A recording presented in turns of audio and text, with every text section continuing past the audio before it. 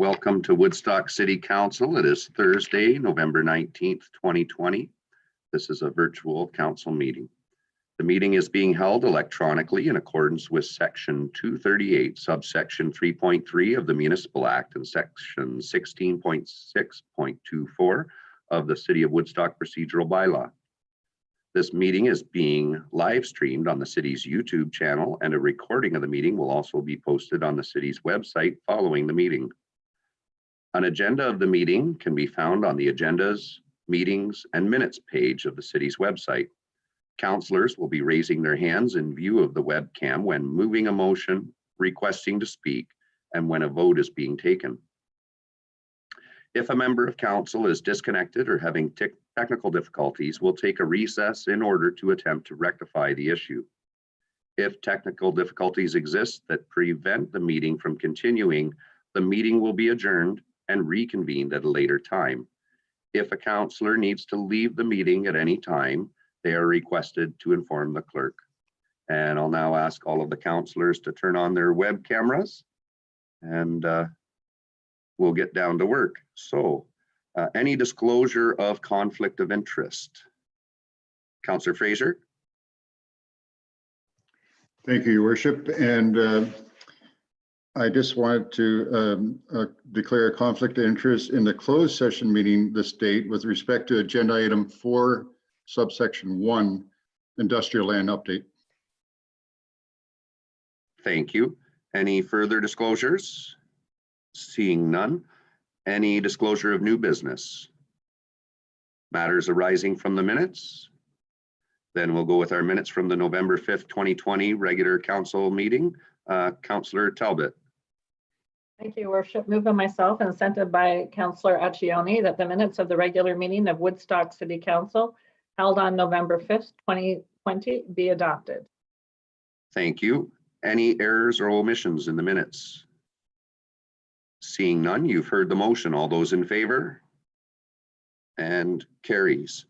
And our next item on the agenda is the additions to agenda, and a motion to add the following items to the agenda.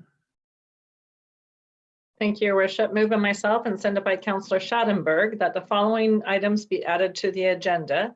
7B, Brandon Flewelling and Phil Dillon, ZN 8 2019, application for zone change 801 Dundas Street, 2725397 Ontario Inc. 9D, HOC Holdings Limited, 385 Dundas Street, Department Report E1A, Supplemental Report for Item E1. Thank you. You've heard the motion. All those in favor? And carries, unanimous. So no presentations today. We have delegations. So our first delegation is from Larry Martin, the Warden of Oxford County. And this is in regards to support for the status quo composition of Oxford County Council. Welcome.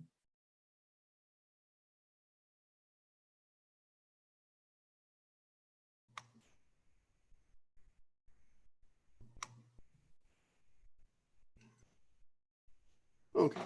Can you hear me, Your Worship? Okay. It's a lot different sitting on this side of the table. So I want to thank you today, yourself, Your Worship, and the members of City Council. And as you mentioned, that I'm here on behalf of the presentation for the composition of County Council.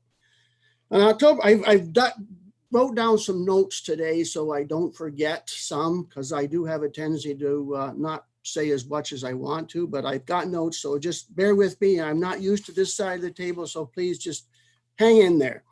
On October the 14th, County Council passed the following resolution. Resolved that report number 2020-41 titled County Council Composition and Election of Head of Council, final report be deferred to November the 12th, 2020 meeting of council to facilitate further discussions.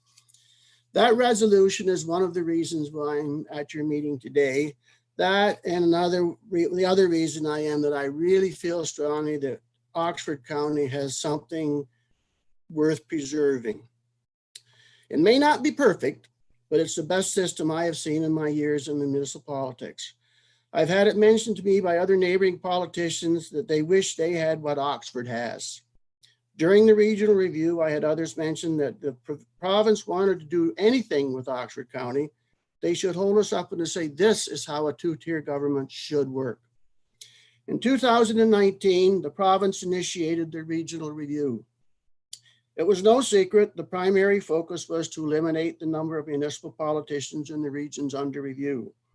In May of 2019, County Council appointed myself, Your Worship, Mayor Birch, Mayor Stephen Molnar, Mayor Marcus Ryan, and Mayor Mark Peterson to seek a meeting with the Municipal Affairs and Housing Minister Stephen Clark and our own representative, MPP Ernie Hardeman. We attended this meeting armed with 9 resolutions, 8 from area municipalities and 1 from County Council. The 9 resolutions all said basically the same thing. We all don't fix something that isn't broken. We all appreciate the status quo and we work well together. That meeting with Mr. Clark went well. We came away feeling a little bit more positive than when we left Woodstock that day. And as we all know, at the end of the day, we were allowed to maintain our 2-tier structure. Fast forward now to 2020, and we were asked to do our own review. 4 area municipalities said status quo. 1 municipality's comment was no comment. And incidentally, that municipality has now finally taken a stand and said that they do support the status quo. And 3 others suggested that they wanted change. And I asked, what has changed in 12 months to bring about this surprising result? I also understand that there are some misunderstandings regarding the triple majority. I, like others, thought that was only required if we opted for change. Apparently, it's required either way. Tillsonburg did say that they wanted change. 2 others just said that they didn't support the status quo. It's hard to address an issue when you don't know what's wrong or what's troubling the particular area. And I don't believe Tillsonburg fully understood the ramifications involved with increasing their number of representatives to 2. We can't simply say, okay, Tillsonburg, you can have 2 seats. And I hope we can all agree that each municipality should get at least 1 vote. At the present time, the registered voter representation is approximately 1 vote for every 10,000 voters. If Tillsonburg were to get 2 votes, that ratio then would change to 1 vote for every 6,000 voters. And consequently, Woodstock then, for your advantage, would be eligible 2 more seats on the council. Further, Ingersoll is not that far behind, so they would have to be consideration as well. We have just increased county council by 40%. This will fly in the face of everything the province was hoping to achieve during the regional review. And I don't think they're going to allow that to happen. I'm here to listen to concerns and to appeal your better judgment. As I stated at the start, I believe we have something very valuable in Oxford County to preserve. We are the envy of some of our neighbors. Let's not throw it away. And if we cannot achieve a triple majority, the province will decide for us, and we could be possibly giving up having any say in our future. One final point I feel needs to be made. As county councilors, we are not there to be there for any one specific municipality. We are there to conduct the business of Oxford County. I am not there to represent the Township of Norwich. I am Norwich Township's representative on County Council. And in closing, I'm here to listen to what you have to say and hopefully add a little clarity to the process. And what we are up against in an attempt to have more say at the end of the day, we could all end up with a lot less. Thank you. Questions of council? All right, seeing none, thank you very much for your presentation today. And we will have a motion on that when we get to consideration of delegation. So that should be fairly soon. We have 1 more delegation today. Thank you very much for coming. And, I want to thank you for having me. Thank you. Our next delegation is Brandon Flewelling, and also joined by Paul Dillon. And this is in regards to application for zone change for 801 Dundas Street. Welcome. Thank you, Mayor Birch. If we could, Mr. Dillon, if Mr. Dillon could speak first, and then I will follow with my comments afterwards. Welcome, Mr. Dillon. So much. Greetings to the council. Please bear with me. This is my first time doing anything like this, so just bear with me. Okay, before we begin, I hope you and your loved ones are keeping safe during this unprecedented time. I want to thank you for allowing me the opportunity to speak here today. My name is Paul Dillon. I am the owner and operator at 801 Dundas Street. I'm a medical school graduate and real estate developer. This background enables me to approach cannabis retail with a bit of a different perspective than the norm. For the next few minutes, I would ask that you set aside any preconceived notions you may or may not have about cannabis stores in Ontario. I will start by first drawing a parallel to the business model of the LCBO, one of which is located 700 meters away from the proposed location at 801 Dundas. Both the LCBO and cannabis retail stores are governed by the Alcohol and Gaming Commission of Ontario, as is the beer store that is located between 801 Dundas and the LCBO, all three of which are in a C4 zone. However, unlike that beer store and the LCBO, a cannabis retail store's requirements are more stringent. In order to be approved by the provincial government, the following requirements must be met. Firstly, the location itself must be approved by the AGCO according to their criteria. The proposed location has met these requirements. The provincial government supports applications for cannabis retail stores that are in commercial zones. Municipalities may not make any special designated zones for cannabis retail stores, as the AGCO states in the following. Municipalities that have opted in may not pass a bylaw that distinguishes land or building use for cannabis from any other kinds of use. Secondly, a retail store is required to be vigilant in the prevention of the underage use of cannabis. This is accomplished through the following, starting from the outside of the location. A store is not allowed to have any cannabis products on display. The public cannot have any visibility inside the store from the outside. Advertising and promotion cannot be targeted towards any persons under 19 years of age. And to also help with this, there will be a security guard on duty at all times to check IDs and maintain a safe environment both inside and outside the store. Once inside this specific location, the consumer will still not be able to view the retail floor space with cannabis products until their IDs are checked again and a profile is created. Only then will they be allowed to enter the main retail space. Once the consumer is inside, they will be met by staff that have been trained through the sole government-provided program known as CanSell, which educates cannabis retail employees on the responsible sale of cannabis, as well as their legal and regulatory obligations. Finally, the consumer then places an order through a member of the staff to retrieve their product, as cannabis stores are not self-serve. The AGCO requires the highest level of security for the safety of the public, safety of the employees, and to prevent any unlawful activities at the store. This is accomplished through the following. Cameras and lighting must be positioned to clearly capture 24-hour coverage of the interior of the premises and immediately outside the premises, including entrance and exits, including where the IDs are checked, pickup areas for cannabis purchased online or by telephone, point of sale areas, receiving areas, the sales floor area, and cannabis storage areas. Video recordings must be made and retained for a minimum of 30 days and be made available to the AGCO upon request. The licensee must ensure that the surveillance system is functioning properly at all times. This proposed location will go above and beyond these requirements. There will be extra cameras, 60 days of video recordings, a caged vault for all inventory in the 500 square foot storage space located upstairs, and panic buttons inside the store, just to name a few. As you can see, the AGCO does not allow even the smallest margin of error from its operators.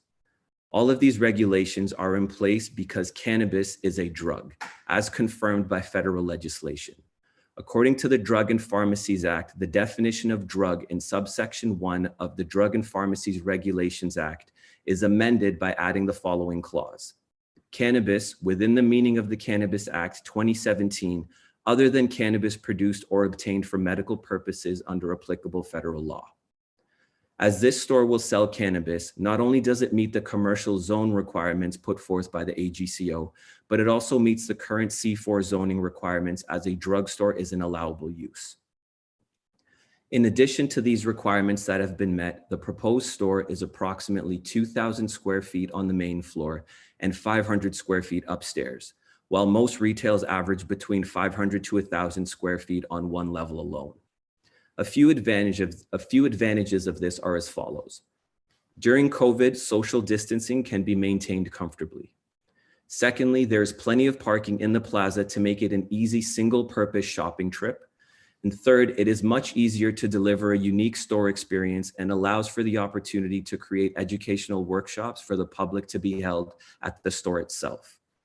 Our location means that we avoid the stigma associated with the supposed drug use in the downtown core and will help revitalize that section of Dundas Street, which is supported by the following provincial policy statement.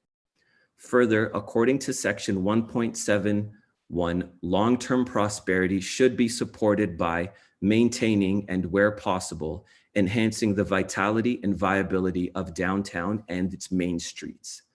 The business operations, staff, and clientele will absolutely enhance the vitality of this part of Dundas Street. Earlier, I asked that you set aside any preconceived notions, and it is my hope that you now see this proposal a bit differently. I hope to make 801 Dundas Street the go-to destination for cannabis sales in Woodstock. I appreciate your time, and if there are any questions or concerns, I will be more than happy to address them to the best of my ability. Thank you very much. Thank you, Mr. Dillon. Questions of council? Councillor Accioni. Thank you, Your Worship. Through the chair, of course, to Mr. Dillon. I'm the first one to admit that I have never walked inside of one yet, or I certainly would hope to this week. I did not have the opportunity, so I'm going to apologize right up front, okay? I do believe wholeheartedly the information I have been able to gather with the operating procedures and everything else that, you know, nobody is just going to be able to walk in and order. I feel confident on that. My biggest concern is really the location. Simply, you have YMCA right across the street.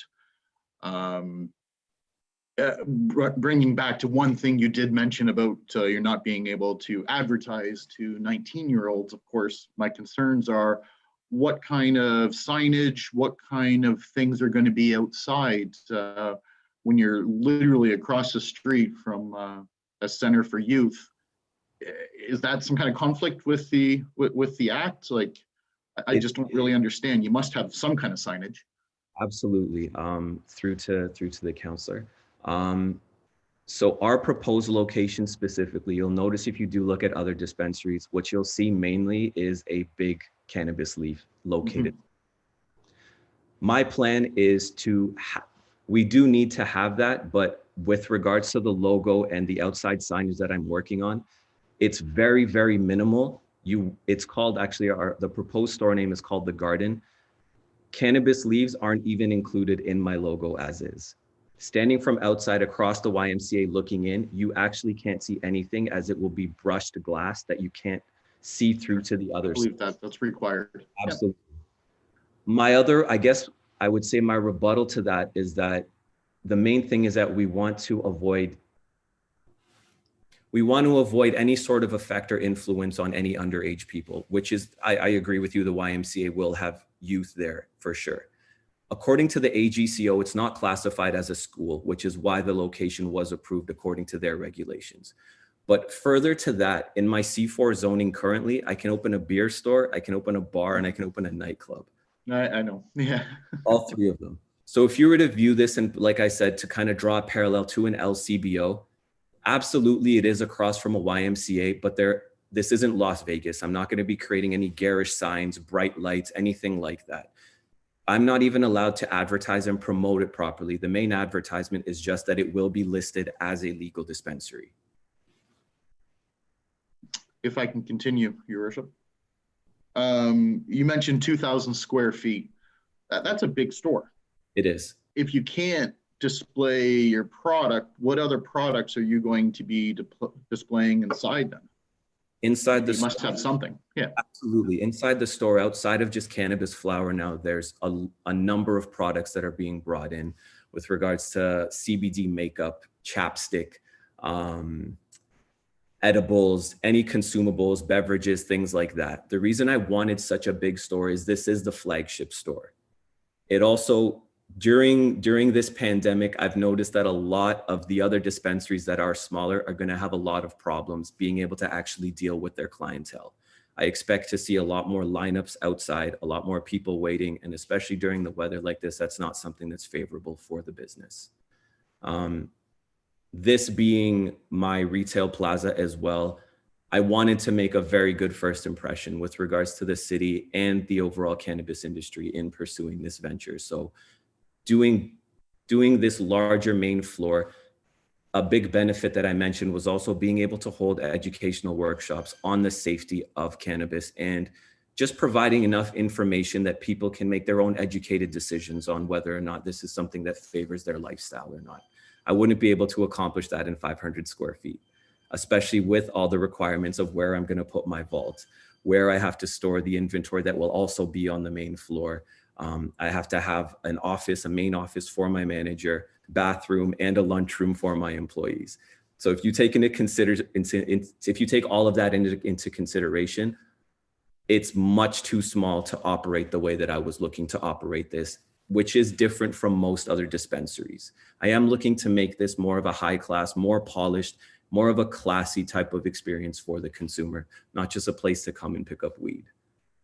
Yeah, the building itself is, I'll give you full credit. It looks good and I can see this. It's just purely YMCA. I just want to let you know that, you know, versus right downtown somewhere, I don't have a problem really with the location if the YMCA wasn't right there, that's all. Absolutely. Thank you for answering those. Much appreciated. Thank you for the question. Thank you, Councillor Schattenberg. Yeah, thanks a lot to the mayor, to Mr. Dillon. I guess you mentioned that you went to medical school and you talked about workshops and whatnot, but give us a general consensus, more so than a couple of the items that you mentioned, as to what specifically will be for sale in the store and what it can be used for in any way, sort of shape or form, right? As far as everything from ointments, you mentioned chapstick, but give us a more of a thorough explanation as to what will be on display there retail wise. Absolutely. So the way that the retail infrastructure is set up is that we all have to purchase our products through one governing body, which is the OCS, the Ontario Cannabis Store. The Ontario Cannabis Store receives all its products from licensed producers all across the country. So it isn't me being able to actually go directly to each separate facility or every separate producer. I have to deal with the same supplier as everybody else. Everything that is supplied on the OCS, it started with only flour, went to pre-rolls, and now it's starting to include the things that you mentioned, such as all these CBD infused products.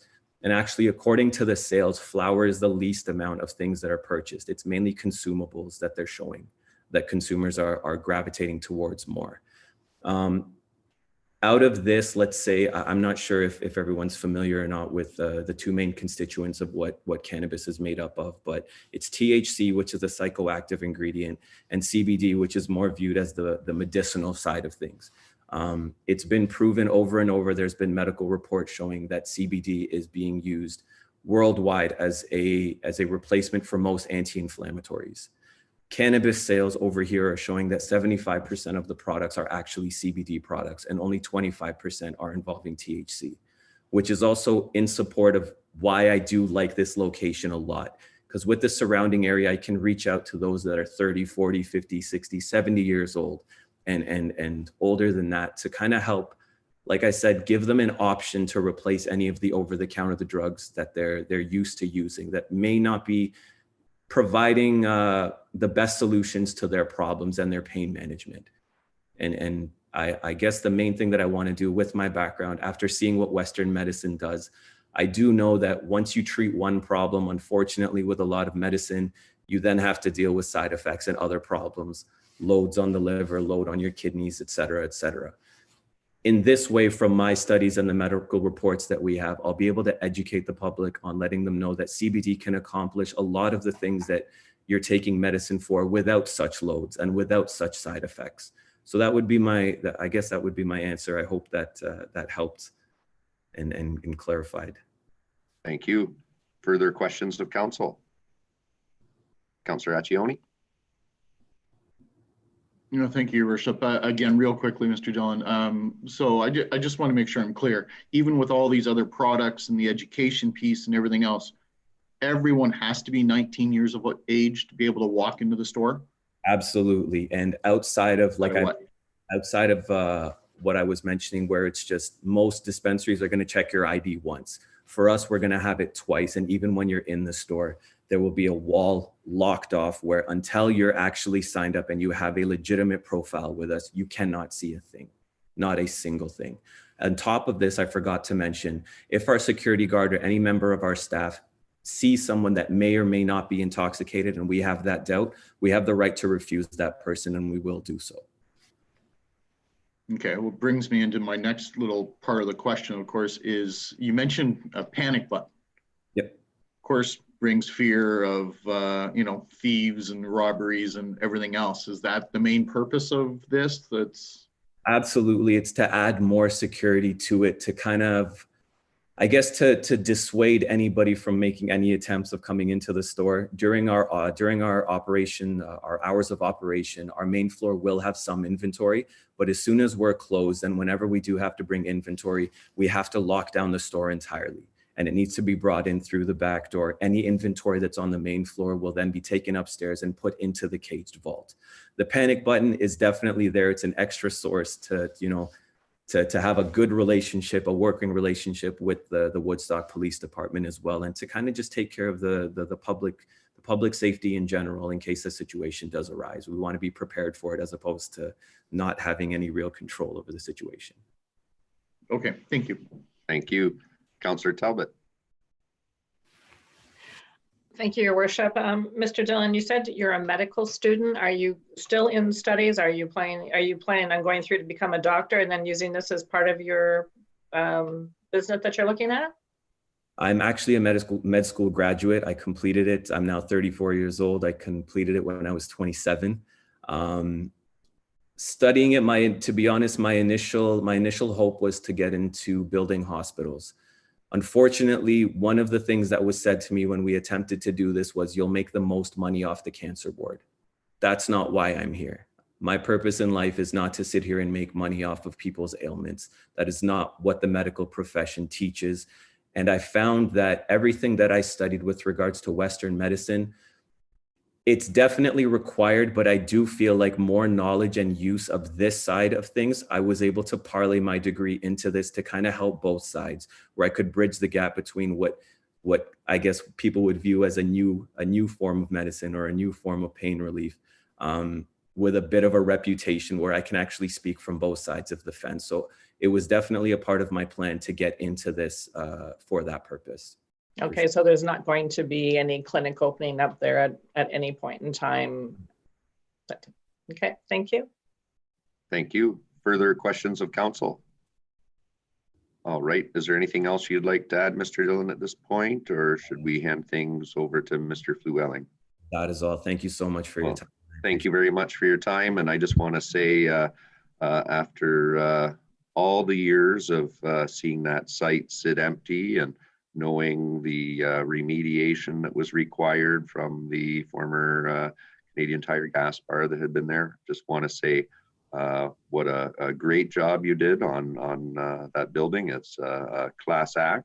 And I've heard quite a few individuals in the community that have been very happy with the tenants that you have in the other two units, the Hasty Market, that they're quite enjoyable. And of course, I myself found that as well. So keep up the good work.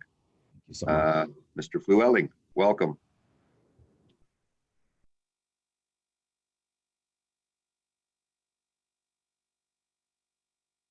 I think we might have double clicked. Your mic might be off. Try again. I should have There to we be in go. order. Okay. My apologies. Thank you, Mayor Birch and members of council. I think Mr. Dillon did a great job in explaining what this store is. And I think his explanation was really important to differentiate really what is being asked here. You know, on the face of it, the zoning bylaw we have to ask for permissions to allow a retail store in this location. And a retail store is not a standalone permitted use. But I think as Paul explained, this is much more than a typical retail store. It certainly has many more functions and will operate very similar to a drugstore. And in fact, which, as he alluded to, is a permitted use within the C4 zone.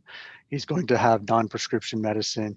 He's going to have associated sundry products, as well as other, non-medical related products that you would find within a drugstore, and that's directly from the drugstore definition.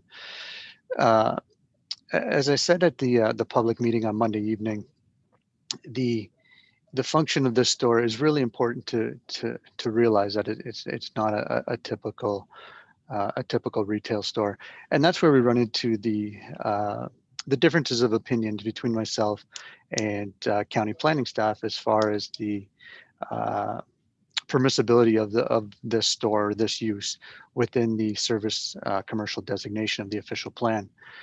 The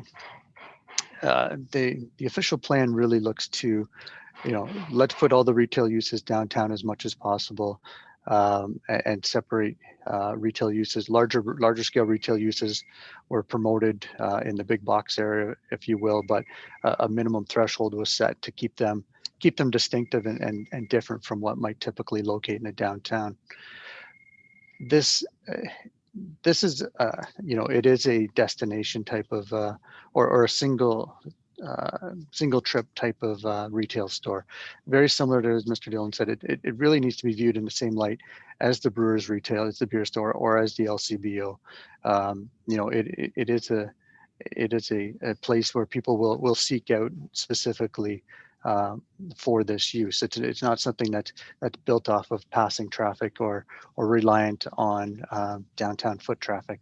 And I think that's the difference of the specific use versus the broader retail definition that, in my opinion, is what the official plan was looking for.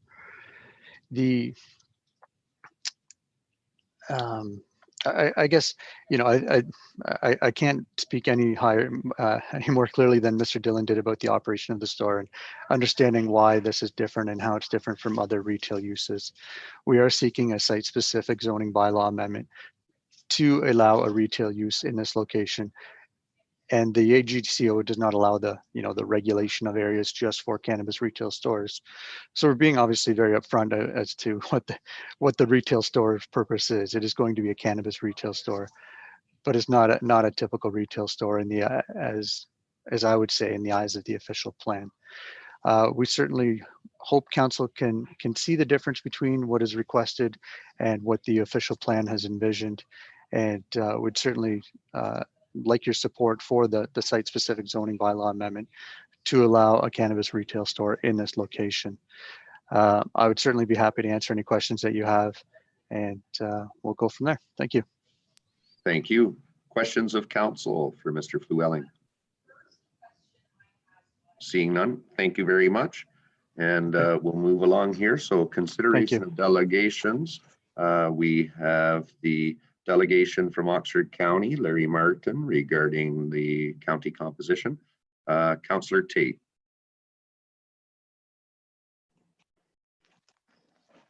I'll make the motion that Woodstock City Council receive the request from the Oxford County Warden to reconsider its position from the regular council meeting held on September 17, 2020, in which council did not support the status quo composition of Oxford County Council as information.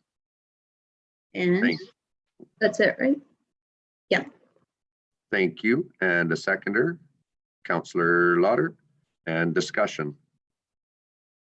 Seeing none, you've heard the motion. All those in favor? And opposed? And motion carries. Thank you.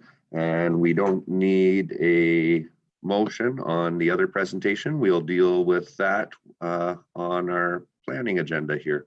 So the first application is for that same property. It's the application for zone change at 801 Dundas Street. Councillor Fraser. Thank you, Worship. The Woodstock City Council approved the application for lands described as lots 1-3, Plan 337 in the city of Woodstock to rezone the subject property from Highway Commercial Zone C4 to Special Highway Commercial Zone C4-SP to permit a retail store within the existing plaza. And further that any comments received from the public were reviewed and considered before decision was made in relation to this matter. Thank you. And a seconder for that motion? Oh, a seconder on the motion? All right. Let's see, Councillor Schattenberg, would you like to assume the role as mayor? I'll step down from the chair for a second, become a councillor. All right. I will second that motion. Discussion. Councillor Fraser. I realize what the recommendation of staff and our planner is, but when I look at this overall project and the fact that we're seem to be inundated with applications for cannabis retail stores, I look at that the other applications are certainly properly zoned, so we haven't seen them. But I look at the fact that if we're going to have cannabis retail stores, which I think there's another motion coming up from another municipality that Council Lauders brought forward that I agree with, that we have, council should have some say in how many stores you end up with. But when I look at the other applications and I look at the buildings that they're going to go into, and I look at what's being proposed here, I'm willing to step outside the box and say, okay, let this store go here because I really prefer it here than in the center of the downtown core. Being on the BIA board, I have some feelings as to what the BIA membership is looking for. Certainly they want retail down there, and I agree with that. But having some other issues in the past with the one clinic in the downtown core, I'm looking at this and saying, maybe we should step this aside from our normal commercial retail area and move it elsewhere. And then when I listen to what Mr. Dillon has to say and how he plans to operate, this is the first person that's come and given us some idea to council and education wise as to how a retail store will operate or how he will operate his retail store. And I suspect the AGO will have stipulations on the other stores if they open up. But to me, this one sounds like a place where it should be. And that's why I went against the recommendation of our planner, which I apologize for, and our staff. But I just have this feeling this is where it should be if we're going to have one. Thank you. And let's see. Go ahead. I guess actually I should. The clerk is reminding me here. I shouldn't be doing the chairing part. So, Councillor Schattenberg, you're chairing. And I would like to comment as well, please, sir. Yeah, sure. Go ahead, Mayor Trevor Birch. Go ahead. All right, thank you. And myself, sitting in on the planning meeting and of course, looking at what we have. I know that our county planner shared the remarks about the downtown, specifically within the provincial guidelines, but it is interesting to point out and Main Street initiatives. And so this is just a short distance away from the core of the downtown.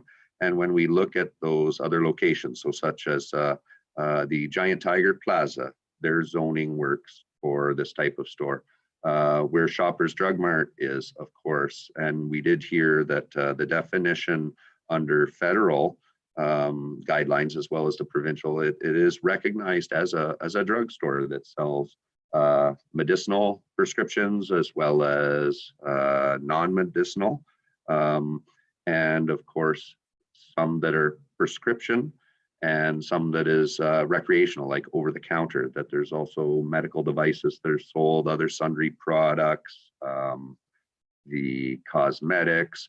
So really, council of the past has allowed, again, that definition of retail to conform to the other uses from senior level government. So such as Shoppers Drug Mart is zoned as a drugstore.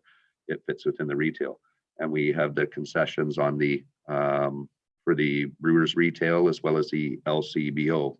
Looking at the other locations and the smaller square footage where they're going in, I have the same concerns regarding the concentration in the downtown. And then that within just a few short meters of this newly developed plaza, that's a huge improvement for the community, that the proponent of that we might say, no, our zoning bylaw within the city of Woodstock, if you were in all the other forms of commercial, you'd be allowed to have this. But in the section where you are in C4, it's not allowed. So that's why I'm in favor of doing the zone change to C4 special, because I believe that perhaps within our own ways of looking at things, we need to make sure that we have a good understanding of what differentiates a regular retail versus something that would be classified as a drugstore and regulated by the AGCO, the same as the LCBO and the beer store, etc. So that's why I'm in favor of going against the planning report myself. Go ahead, Mr. Chair. Yeah, thanks a lot. I see Councillor Jerry Accioni has his hand up. Go ahead, Mr. Accioni. Thank you. Through the chair to, I guess just as a general statement, I want to be clear that I'm not in favor of this simply because of the YMCA. I understand Councillor Fraser's and Mayor Birch's position of maybe make an exception, doesn't necessarily need to be downtown. I agree. I think it's a beautiful building. I believe Mr. Dillon has a very good business case here. I like the education piece. I like everything that he's presenting. It's purely the location is my only hesitancy. And, you know, dropping my kids off when they're younger to the YMCA, I don't know. I can't get past that personally. So that is simply the only reason, and I really want to be clear, the only reason I'm against this is just purely unfortunate location with the YMCA and Mr. Dillon's property here. So I just wanted to be clear. This is a comment I'd like to make to our clerk, Amy Humphreys. As a point of order, should we hear from the planning department as well, our senior planner, Andrea Hackler, with her explanation from the County of Oxford and the planning department as to where they came up with their ideas on this proposal? Their thoughts?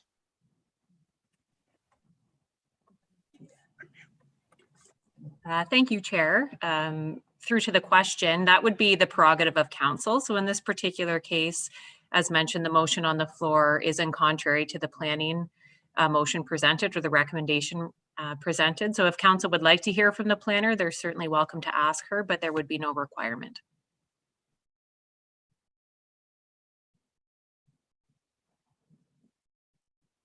There we go. Do I therefore ask for a motion if we want to hear the report from our senior planner? And because the County of Oxford Planning Department is in fact requesting that we deny the application of the zone change to the commercial SP zoning. Would it be a consensus among council that we do want to hear the report from the planning office? From Andrea Hackler? Not necessary. She did speak at Monday's planning meeting, so we certainly take that into consideration as to what was discussed at that point in time.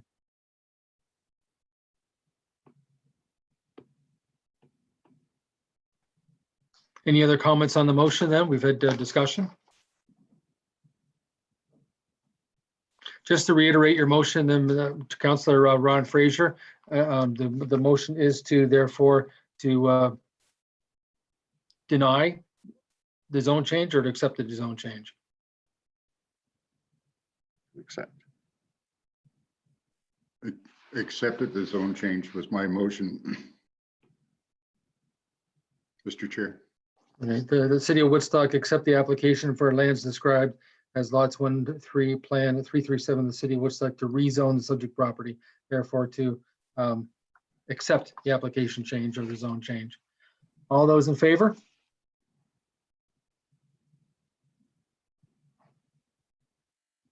And those that are against the vote? Motion's defeated. Okay, so you could pass it back to me now if you'd like.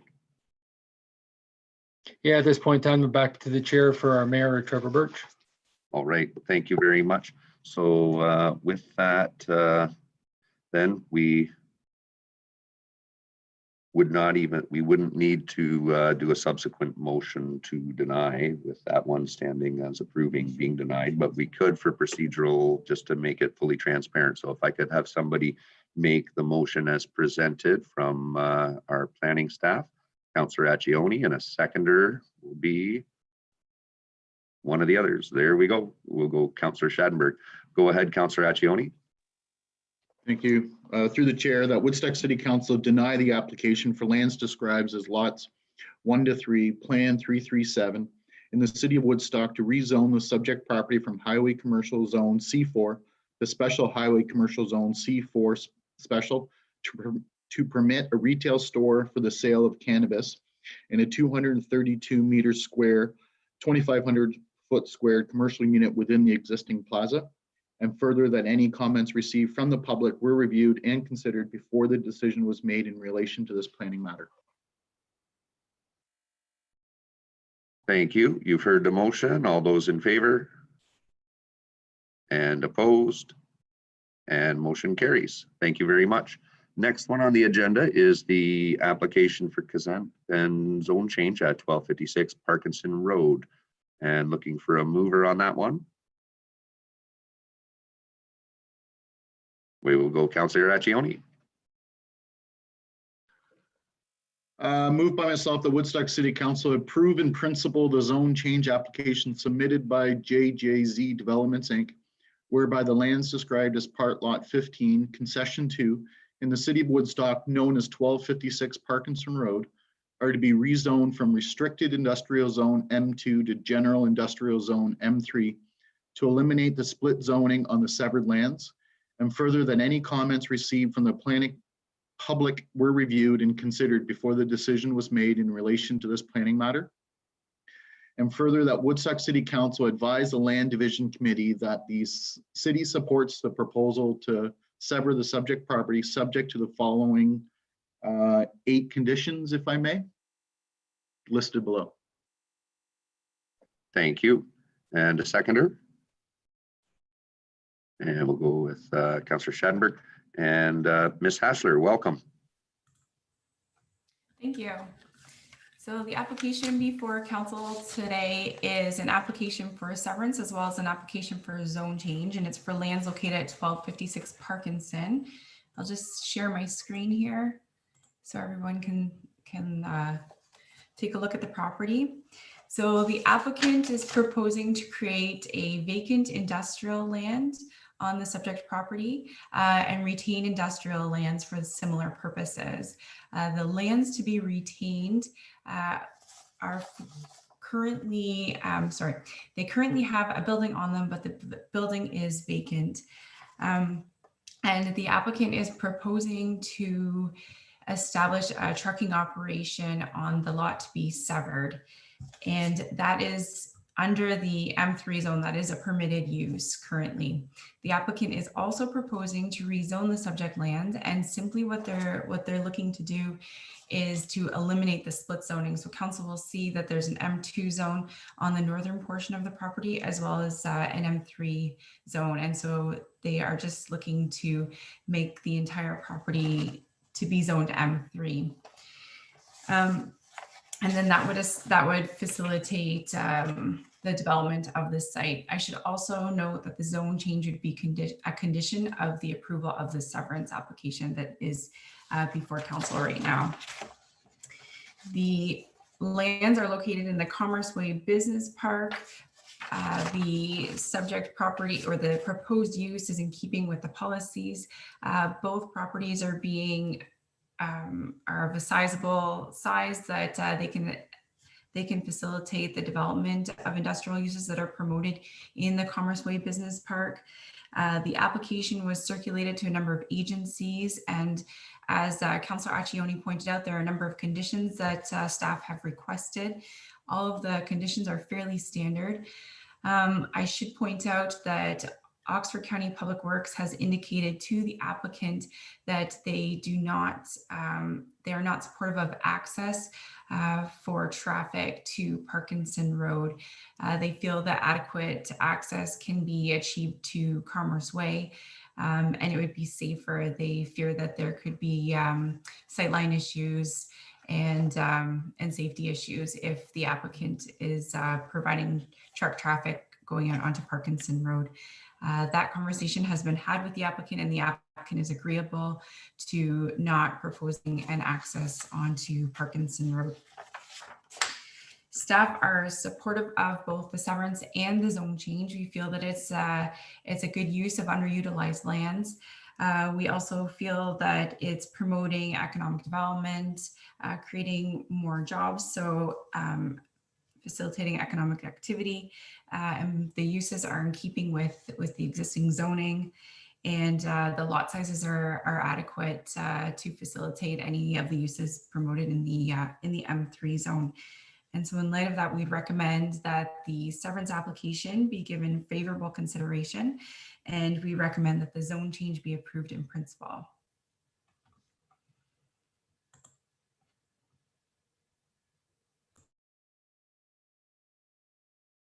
Thank you.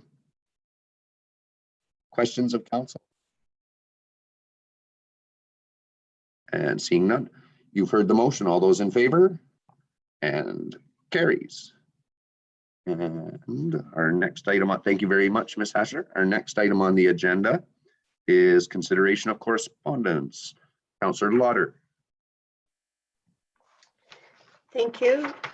Moved by myself that Woodstock Council supports resolution 2020-191 received from the city of Clarence, Rockland, requesting modification to the regulations governing the establishment of cannabis retail stores so that over-concentration of stores be considered as an evaluation criteria and more consideration be given to comments received from municipalities concerning matters in the public interest when considering the application of a new store. Thank you. And the seconder. And we'll go with Councillor Talbot. Discussion. Councillor Lauder. And sorry, you might have double clicked there. We'll get your mic going. At our planning meeting on Monday, it was indicated that there's possibility of at least 6 cannabis stores opening and could open in the municipality. And this resolution is stating cannabis retail is a new and unproven market, and no studies or precedent exists to determine the number or distribution of stores that can reasonably be supported by the local economy.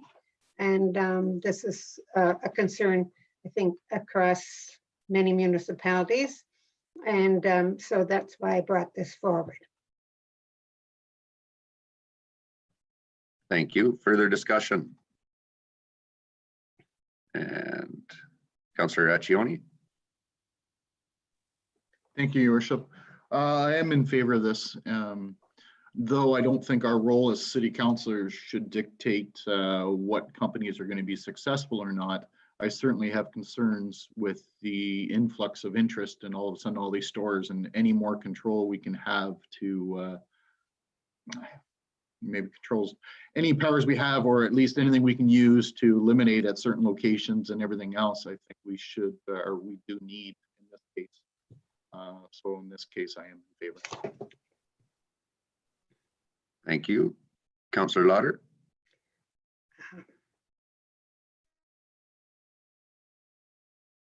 I think same thing, double clicked. So double check your mic again. There we go. In reading the resolution, there is part of it that I missed, and that part actually addresses what Councillor Accioni is mentioning. And further, that this resolution be circulated to the city of Clarence, Rockland, the Honorable Rod Phillips, Minister of Finance of Ontario, the Honorable Doug Downey, Attorney General of Ontario, the Honorable Ernie Hardeman, Oxford MPP, and the Association of Municipalities of Ontario. Sorry, I missed that. Thank you. Further discussion? And, oh, are you voting or no? Okay, discussion. Councillor Schattenberg. Yeah, again, I don't think we were really necessarily through the mayor, through this discussion in here, that we necessarily want to feel that we should be overstepping our bounds, and all of a sudden someone's going to say, well, here we want to overstep our bounds and regulate the number of, say, pizza outlets in the city of Woodstock, because that's not certainly our purpose whatsoever. And at the planning meeting on Monday, we did have the full list of the AGCO 6 locations proposed for the city of Woodstock. 801 Dundas, of course, is the one we discussed earlier in this meeting here this afternoon. But there's 579 Dundas, 620 Dundas, 930 Dundas in the Giant Tiger Plaza, 951 Devonshire in the Circle K Plaza, 385 Springbank in the Sobeys Plaza. And that list could simply go on. And for all 6 locations, quite frankly, quite honestly, you'd almost want to say at some point in time, even if we just sort of rubber stamped and say, yeah, go ahead and do that, based on what their zonings are for the specific plaza or street area they're in. I just think when it's all said and done, we should have a little bit more say as to what happens here. AGCO, I don't think the cannabis store is quite the same as, say, opening up a bar or opening up a liquor store or a beer store. Okay, well, I'll make sure that I give a few comments myself, because I'll be voting against this.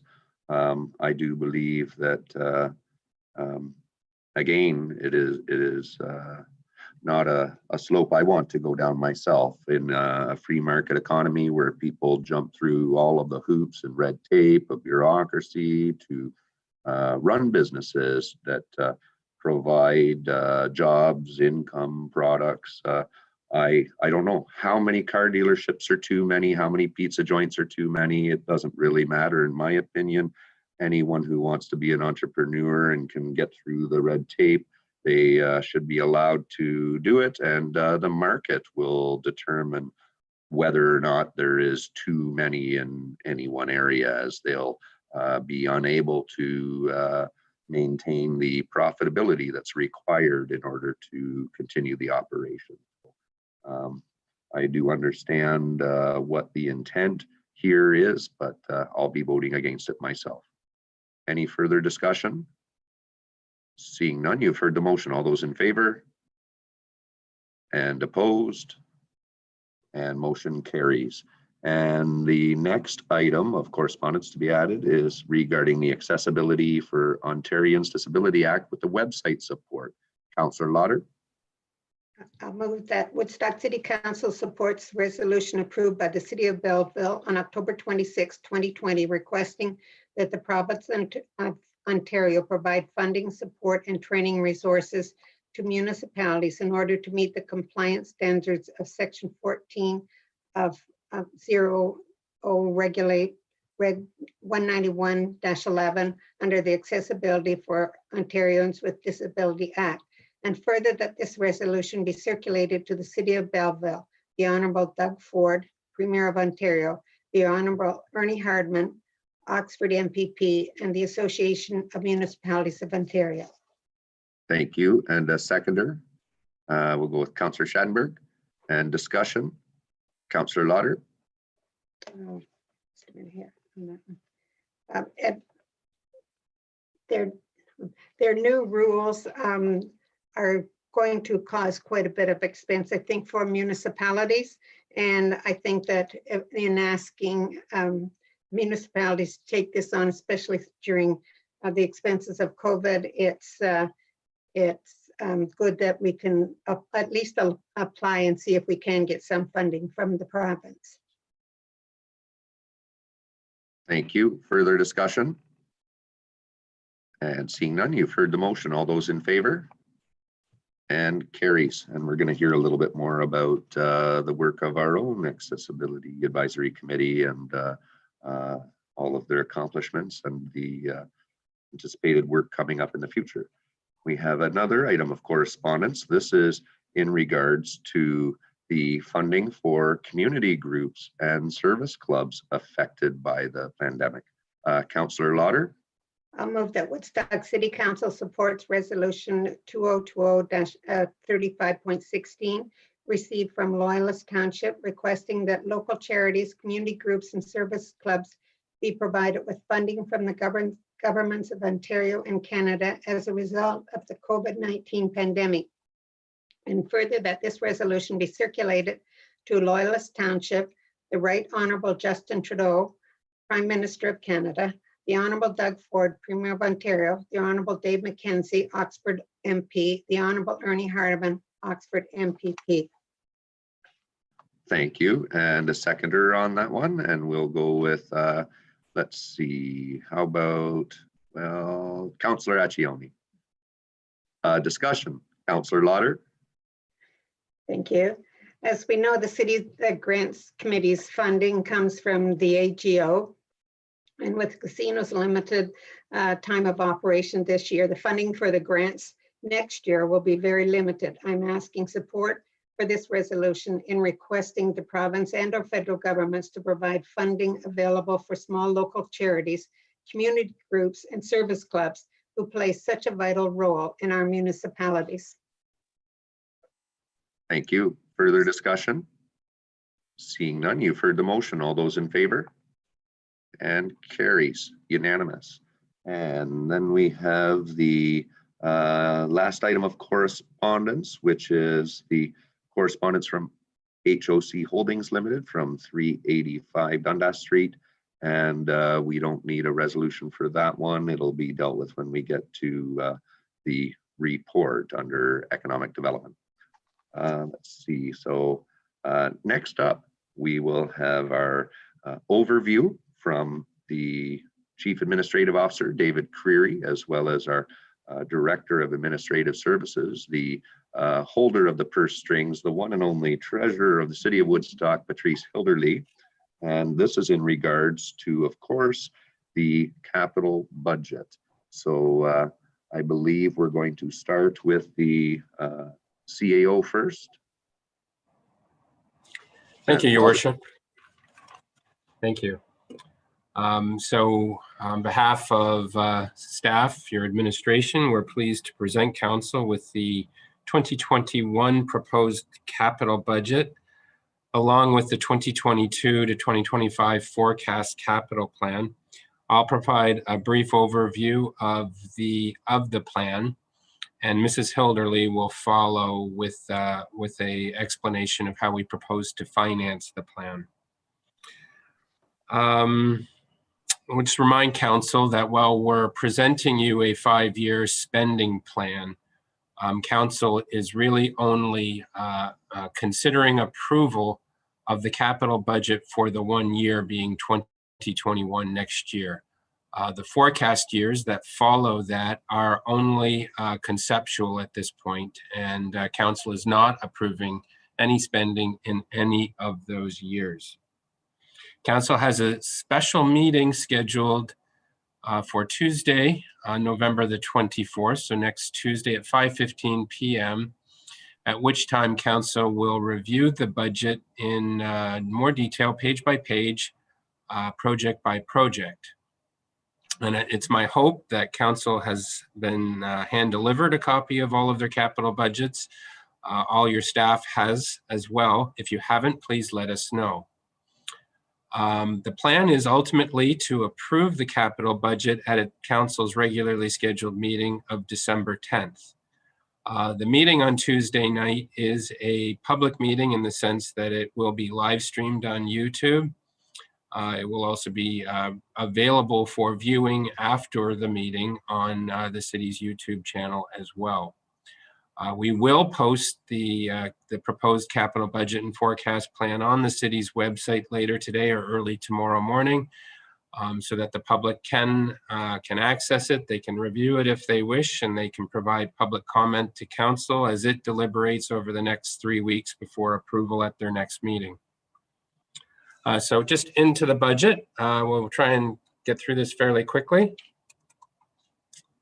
And there. So the proposed spending for 2021 is down year over year. Total capital spending is 24 million approximately. Now that includes funding provided by the County of Oxford through sewer and water user fees for the replacement of sanitary sewer and water mains. If we take that funding out and just look at the city's own purpose capital spending, it's approximately 22 million for 2021. So that's down about $5 million year over year for own purpose spending. And Mrs. Hilderly will go into some of the reasons for that later in the presentation, but certainly the pandemic is one of those reasons. Just looking forward into the forecast plan, 161 million over the next 4 years, own purpose about 126 million. So it's showing a continued fairly heavy capital forecast for the city of Woodstock. So spending pressures continue throughout that 4-year period. So I'd like to take a look at spending in any given year and characterize it between the funds that are going towards maintaining our existing capital assets as compared to the funds that are going to fund newer growth-related capital assets. The preference is always that there's a bias towards spending on maintaining what we currently own. But much like last year, this year we're seeing the split being roughly equal between maintenance of what we have and spending on new projects. And this is primarily reflective of the incredible growth that the city's experiencing and continues to experience. And it's reflected in the construction statistics this year even more so. Road projects always make up a significant portion of spending in any annual capital budget. And as you can see, in 2020, council approved just over 5 million. And in 2021, it's a modest reduction to about 4.7 million. Just looking at road resurfacing first, and road resurfacing is the simple act of shaving the layer, the top layer of the asphalt off, and then relaying it with a fresh new layer of asphalt, otherwise known as shave and pave. City Council in 2015 approved an ultimate goal of trying to get to $2 million of annual spending for road resurfacing, and we've made it halfway. The 1.64 million that we're proposing in 2021 represents the base funding level for road resurfacing based on council's already approved allocations of dollars towards reserves. It is $200,000 lower than 2020 because in 2020 we had access to funds that council had made available from a contribution for surplus from the 2019 budget. That was just a one-off situation though, and it's not available to us in 2021, which is why we're proposing it to revert back to its base funding level. For us to get to that $2 million annual funding level though, there are 2 more increments of $200,000 that are needed for council to approve to the base levy for us to get there. Now, just looking at road reconstruction, we're slightly down year over year. It's basically one smaller project that we're not proposing. Into the forecast, though, we're right back up to roughly the $3 million per year in road reconstruction projects. Surface asphalt is just simply the final lift of asphalt that's put on top of any road that's been reconstructed, and it's fairly consistent throughout the forecast period. In building projects, perhaps the biggest, I think, highest profile projects are 2020 capital carryover projects. The pandemic certainly impacted the amount of capital work that could be done in 2020. Construction availability, material availability was seriously compromised throughout the year. In fact, construction sites were locked down at one point during a lockdown period. And so council will see in the carryover budget, carryover request for approvals in their December meeting, a substantial list of projects. Coming into 2021, probably the highest profile projects are carryover projects, being the vehicle wash bay at the engineering public works yard and masonry restoration of the market center and the library. Looking forward, we've got some fairly significant capital projects for buildings in our forecast plan. And I've just highlighted a few of these. Some of them are re-roofing plans, some of them are expansion renovations, some of them are brand new buildings in the form of a replacement for the Civic Center Arena and new community center at Cowan Fields. All of these are subject to further review. What I haven't listed here is other projects at Southside Pool. In December 2019, City Council expressed a preference to close Lions Pool and to construct a new outdoor pool behind Southside Pool and to reconstruct a new wading pool in another location. We have upwards of 6 to 7 million also in the forecast plan under Southside Pool for that project as well. Parks and Recreation continues to experience significant pressure for spending. Last year it was over $2 million. That continues this year and it continues into the forecast period. And we've just highlighted some of the 2020 projects here, just picking out some of the more prevalent high profile projects. Replacing poles, lighting, LED lighting at Tip O'Neill. We have park rehabilitation. We have development of new parks at Burgess Park. We have trail work, as well as improvements to the dam pedestrian crossing. One of the most important projects, though, isn't the biggest. It's the recreational facility needs study, $65,000. That's a fairly significant study, and it will help your staff guide what exact facilities are needed as the city grows. Industrial land development is a very, very significant portion of the capital program. We have proposed $7.5 million to proceed with servicing of the Petula Ridge Phase 2 Industrial Park. That's on Petula Avenue, formerly the LEA Farm, otherwise known as. And there's significant spending for additional industrial land development projects going into the future.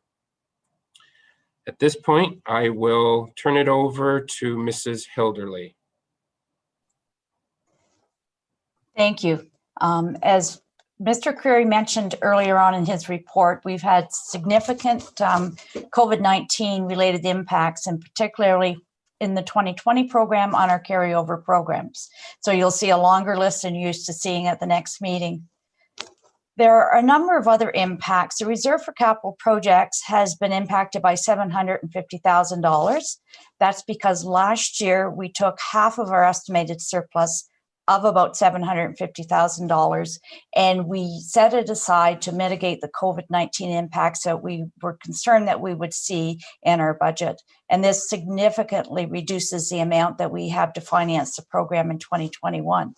The other big impact is the $600,000 in capital out of revenue, and this is a direct result of the reduction in the slot machine revenue that we received last year that will not be available to finance the program. The other impact that we see on this program right now is the municipal building reserve.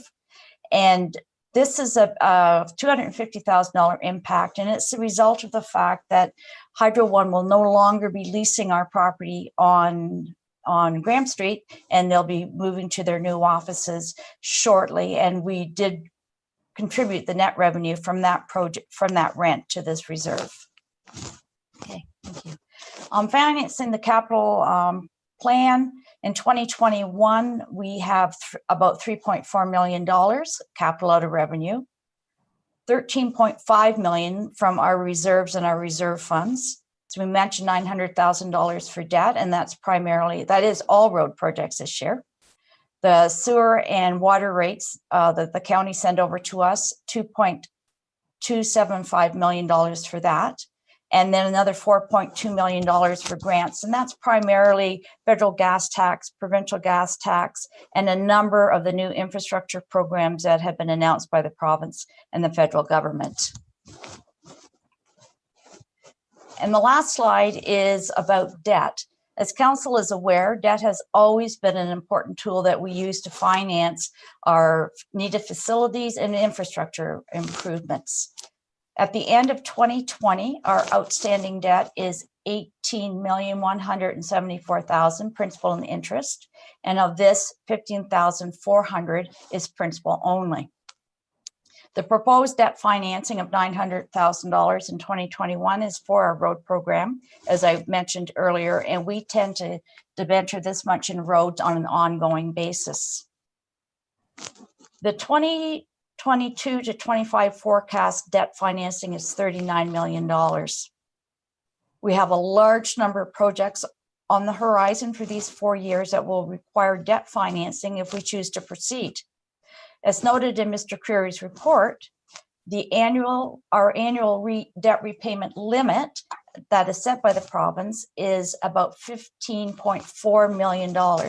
This means we could issue debt for $118 million over 10 years or $192 million over 20 years. And of course, we're not proposing to do this. The last point that I'd like to make is that interest rates are at an all-time low right now. We are paying 1.49% for 10-year debt that we're going to issue in December of this year. And our estimate for 20 years is 2%. So hopefully if that remains low, that's good news moving forward into this program. Thank you.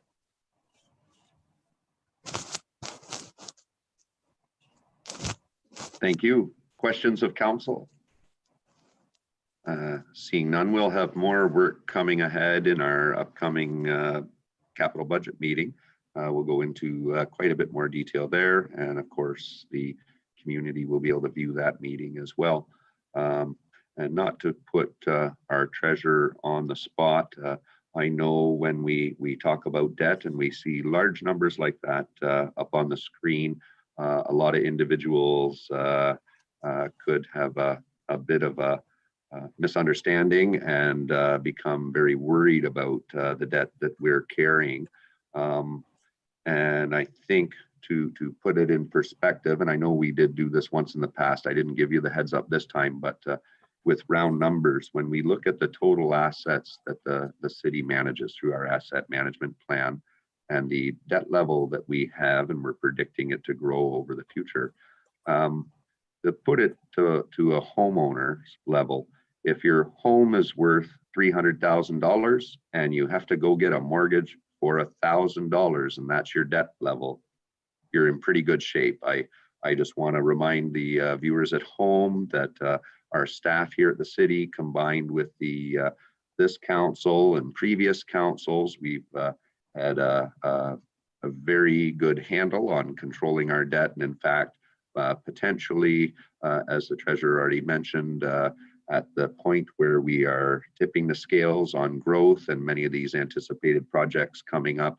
we may need to rely on debt more going forward, and we're in very good shape. Our debt level compared to other communities is actually at quite an envious level. To think that we could be over $118 million in debt on 10-year money. Wow.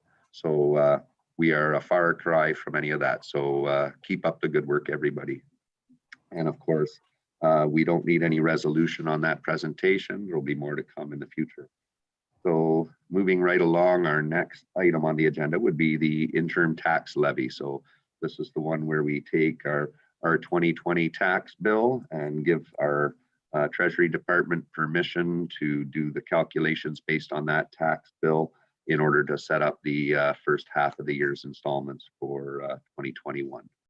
Looking for a mover, Councillor Tate, and a seconder on that one will be Councillor Accioni. Go ahead, Councillor Tate. I'll move that Woodstock City Council approve the interim tax levy for 2021 and the necessary bylaw be read.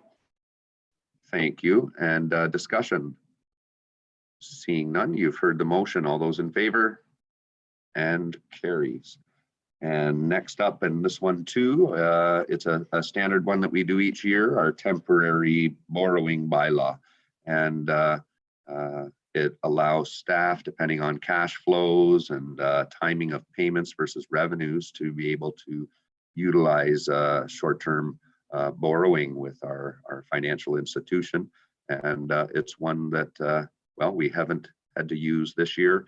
And in many years in recent history, we haven't had to use. So I see Councillor Talbot to move, and a seconder on that one will be Councillor Lauder. Go ahead, Councillor Talbot.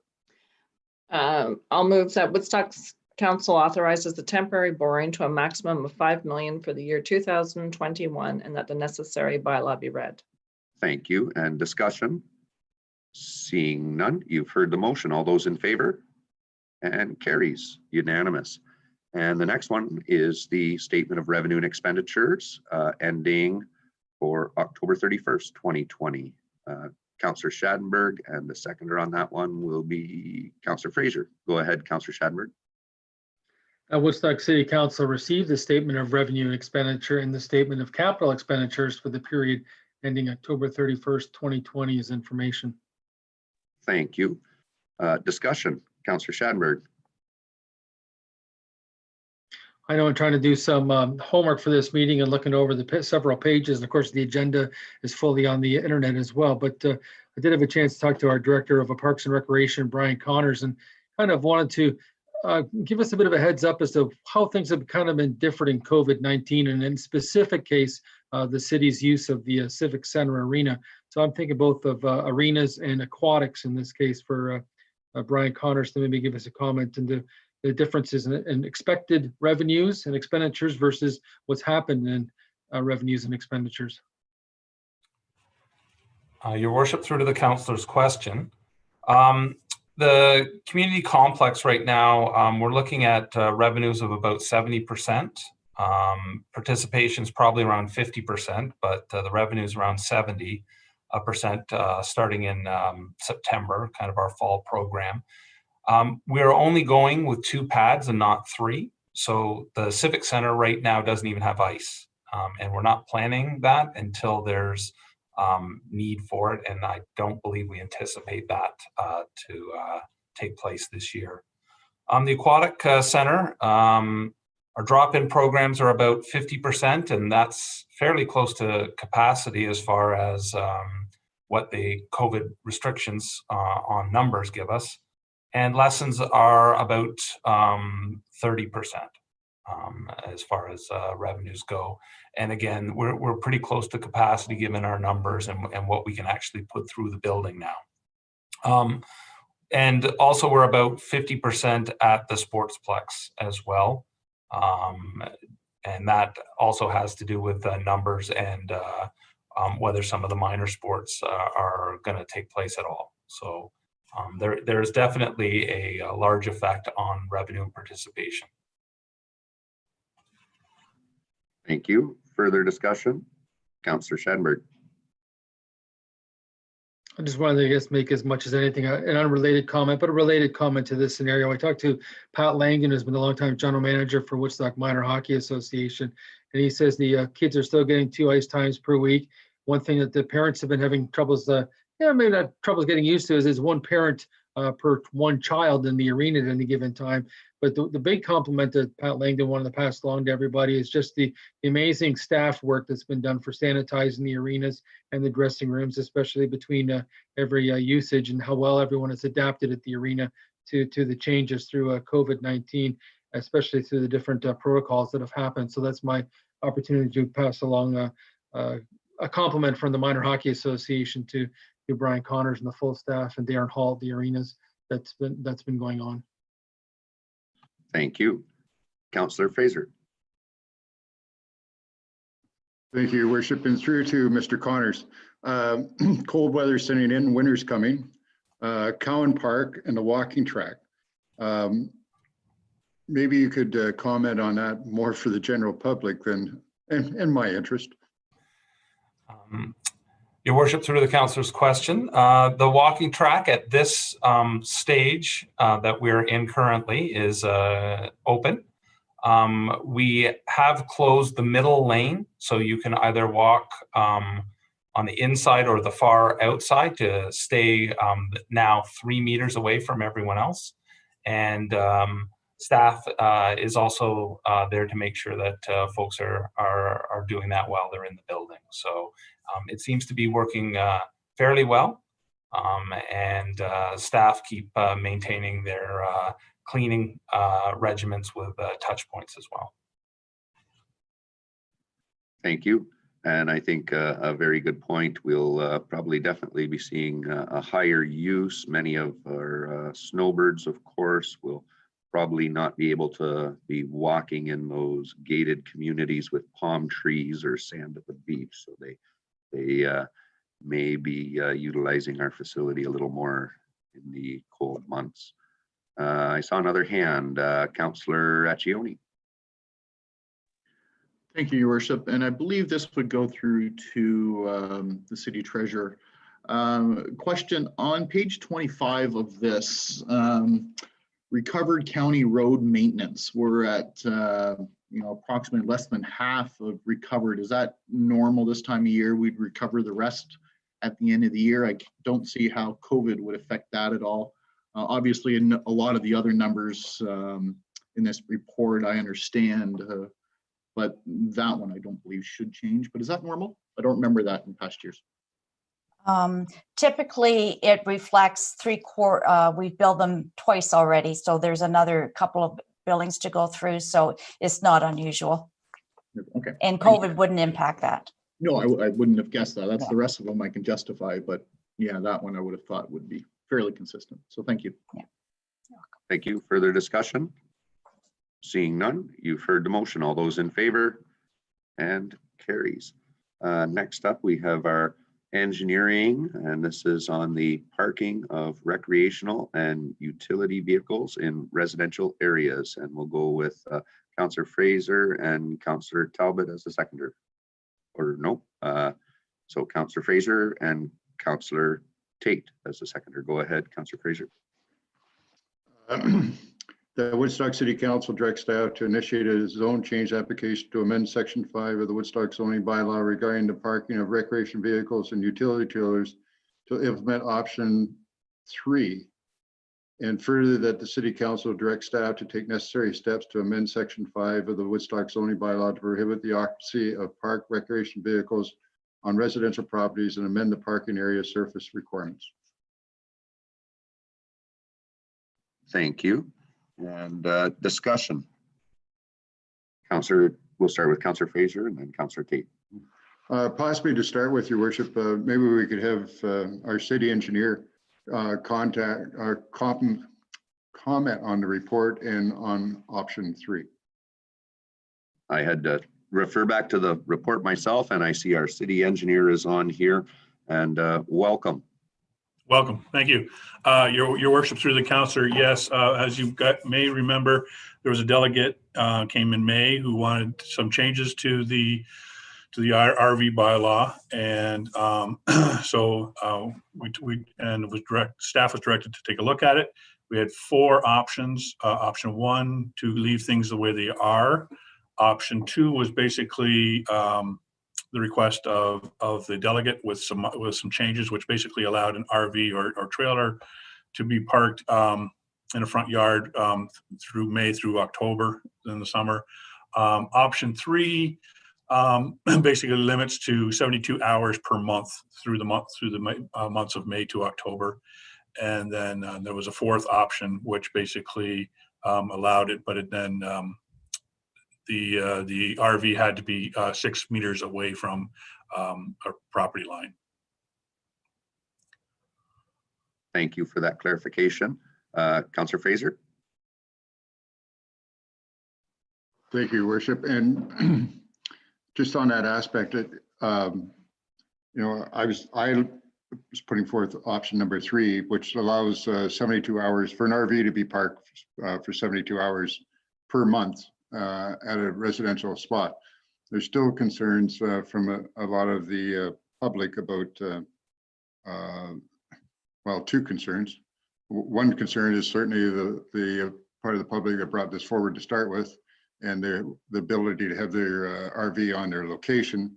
The other part is the people who don't want to really complain, but do complain about RVs being parked, blocking sight lines along streets, and abuse of it. So to me, this is an option, is an improvement over what we had. And I thank staff for the composite report. Thank you, Councillor Tate. Yeah, just a comment. I'm not going to support the motion because I was going to pick number 2. I just seconded it for discussion, but I'll let it go at that. Thank you, Councillor Talbot. Thank you, Your Worship. I guess we're all over the place here because I was going to go with option 1. I still believe that the amount of people that are against this bylaw, and especially, and I don't think it matters what part of the city you live in, what neighborhood, people aren't even using their driveways for their regular vehicles, let alone parking other vehicles in it. And I think it's just going to give us some troubles. I think that, or I should have asked probably through to the engineer, how many tickets have actually been issued by people that have overstated. I think that our bylaw officers, if someone was cleaning or filling or emptying, an RV or something like that, that they took it into consideration and gave them the opportunity to do that. So I might ask that question through to Mr. DeHaan if he has that answer, but Councillor Fraser didn't include the other amendment, did he, about the occupancy for recreational vehicles and residential properties? That was at the very end too. So that was like a housekeeping zoning bylaw that they were asking for, so that people can't actually live in an RV. So I don't know if he would do a friendly amendment on that, but I would also, so I'd like to request the comment from Mr. DeHaan, but I would also like to request a recorded vote. So just to clarify before Mr. DeHaan goes on, so that was the top one that was made as this motion on option 3. And go ahead, Mr. DeHaan. Oh, Your Worship, through the councillor, sorry, I do not have exact data on how many tickets we gave last year. I can tell you that, yes, we are fairly forgiving of people who are actively loading or unloading, and we are basically based on a complaint basis. I can tell you, anybody can basically drive through the city and see some people who are in contravention of the bylaw, but we don't have the staff to actively enforce those. So we basically go on a complaint basis. Mr. DeHaan, just if I might, Your Worship, do you have any idea of how many complaints we might receive? Your Worship, through the councillor, no, I did not check that data before the meeting. Thank you. And Councillor Fraser.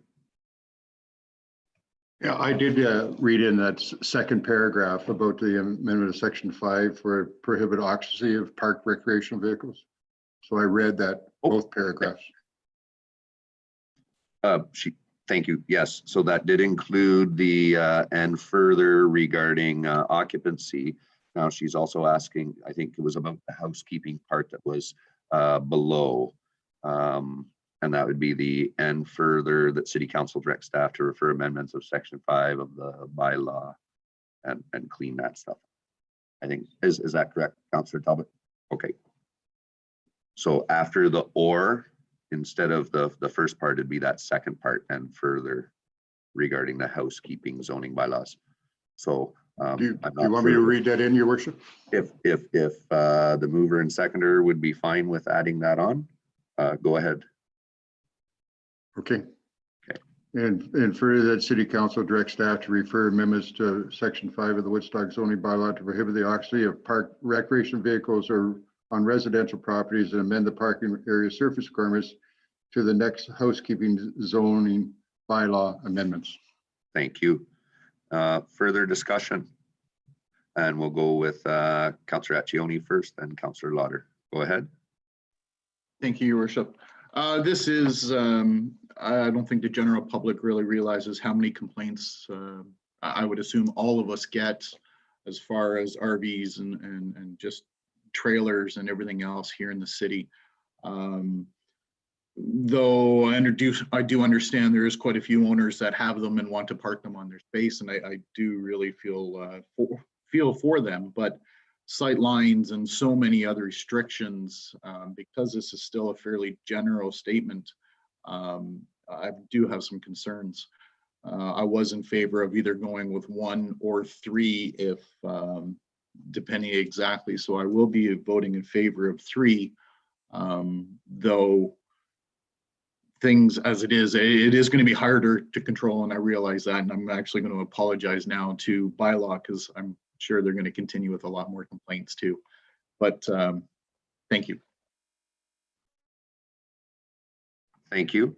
Councillor Lauder. Thank you.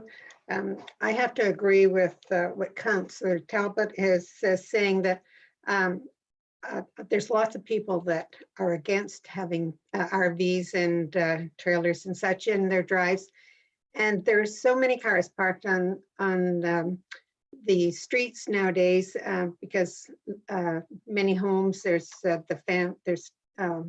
children are at home now and living at home, and they have their vehicles. I know in one case, my friend, there's 5 cars at this one property. They're shuffling cars around, they're out on the streets. And I still think, I agree that what we have right now is the best, in my opinion. I would go with number 2 if I had to, and let the bylaw be looked at, and the public can make their comments when that's brought forward. And so that's just my comments on this. Thank you. And Councillor Fraser. Thank you, Worship. If I could just add,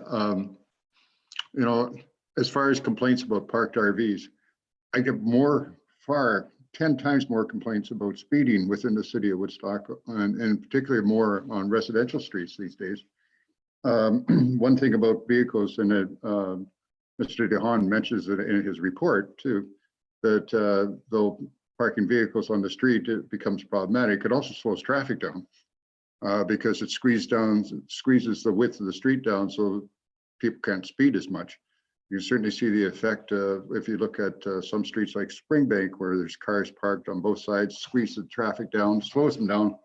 As soon as they get by that and around the curve, it's open again, and the traffic speeds up. So what are we going to deal with? Complaints about RVs, complaints about speeding. This sort of helps either way. Thank you. And I think I may have allowed that second part to be added to the motion. It really accomplishes the same as the bottom part that was already on the motion that you read with option 3. Primary difference is the one that was already included that you had first read. It would prohibit that occupancy while they're parked there during that 72-hour period, etc. And it would direct staff to make those changes right away, including the parking area surface requirements. Whereas the other one accomplishes the same thing, but it was more about directing staff when they do the next housekeeping amendments to make those changes, because of course option 1 was leave things the way they are. So now I don't know if they counteract each other, but maybe we need a comment from city engineer how to make this direction the cleanest way possible. Your worship, through the councillor, both of those and further paragraphs ultimately accomplish the same thing. So it really doesn't matter if it's said twice. It's just that, yes, if council had decided to go with option 1, we wouldn't be doing a rezone application. So that's why the change would then be included in the next housekeeping. But if any of the other options are chosen, then we would include it in that rezone. So that's why the paragraphs are slightly different, but they both say the same thing.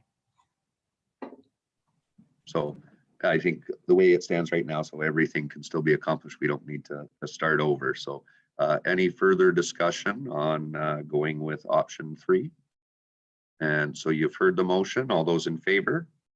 And we've I got, asked for a recorded vote, Your Worship. oh, sorry. Oh, thank you for reminding me, Councillor Talbot.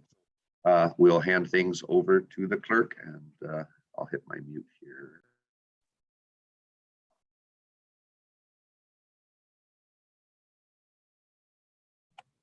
It'll just be a second. Thank you, Your Worship. Just verifying that everyone can hear me. I'm frozen on my computer, but I am in council chambers with the His Worship, and I believe I'm okay. So I'm going to keep going unless I'm told otherwise. So for recorded vote, Councillor Talbot. No. And I need some sound. 1 second. Sorry, I apologize. Again, more technical difficulties. Councillor Talbot, if I could ask again, please. No. I can't hear her. No.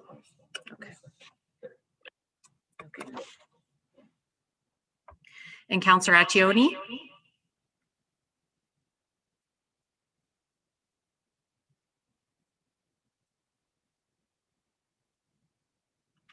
If you could do it by your mic, please.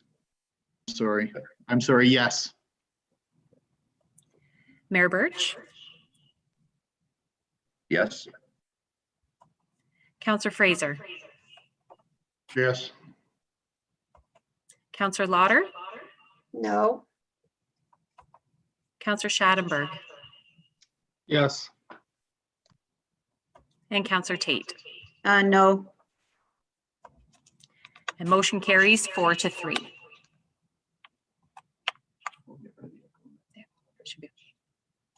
Okay, thank you very much, and apologize for those technical difficulties as we were going through that. So our next item on the agenda, we have the annual bedding plant order for 2021. So Councillor Lauder, and it will be seconded by Councillor Accioni. Go ahead, Councillor Lauder. Thank you.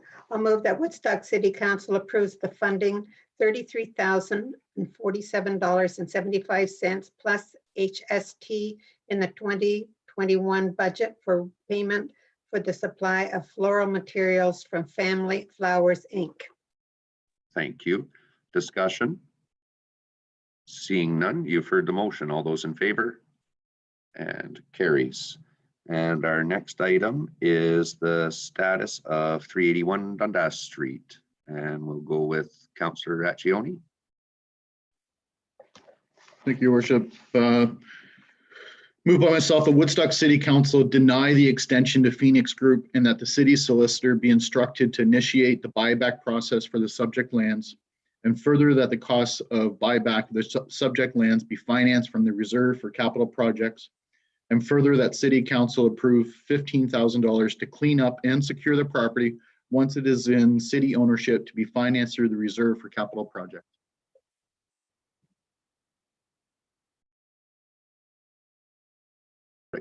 And a seconder. We'll go with Councillor Lauder. Discussion. Councillor Accioni. Thank you, Your Worship.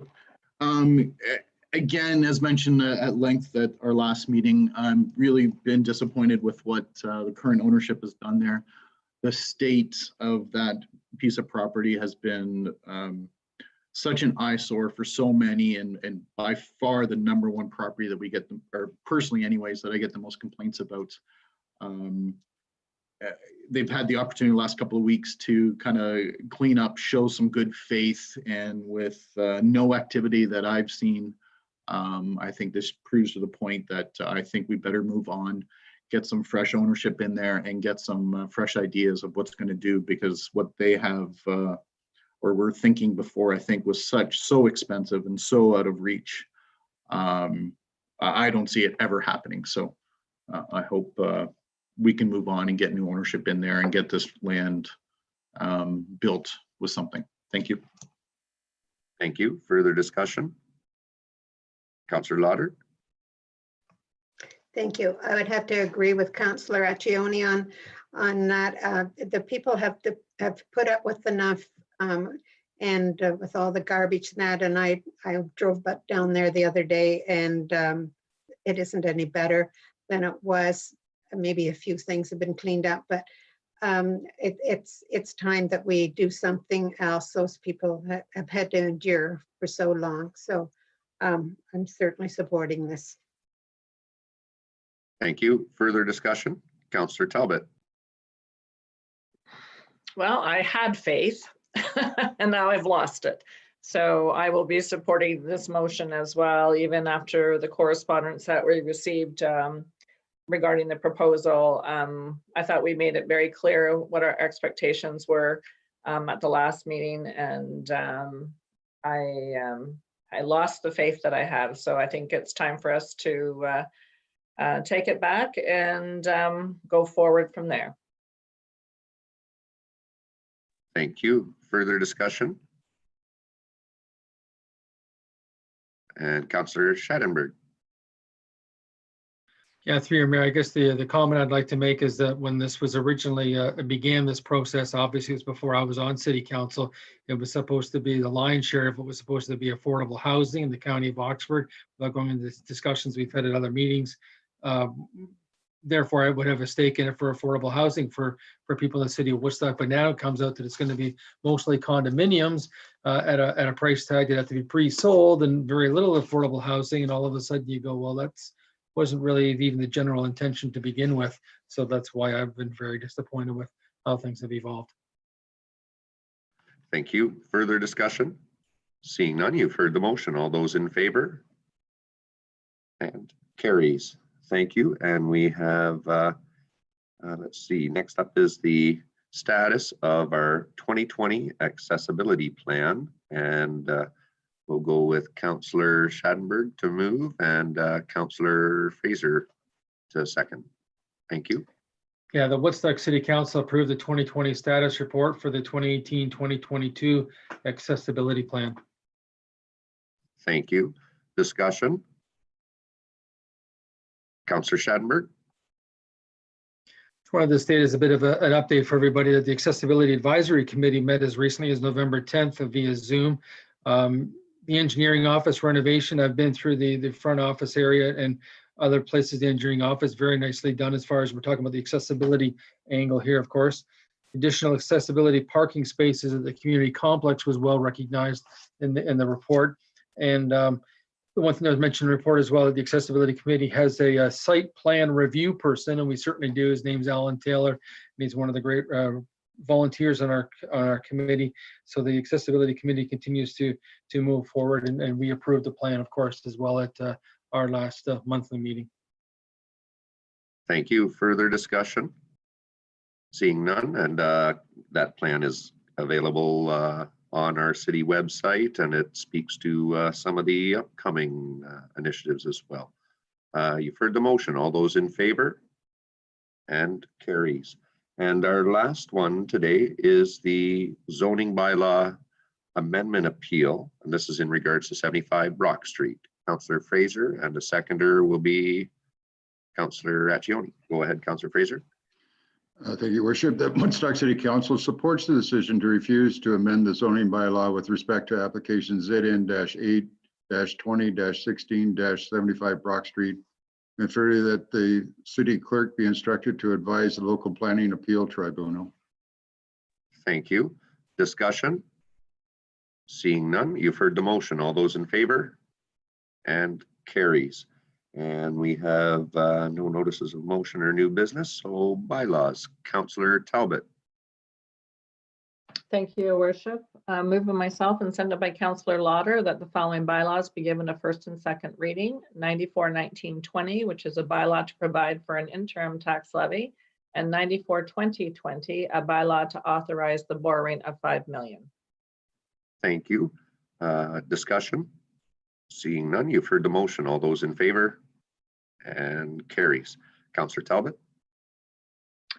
Move myself and send it by Councillor Lauder that the following bylaws be given a third and final reading. 94-1920 and 94-2020. Thank you. And discussion, seeing none, you've heard the motion. All those in favor? And carries.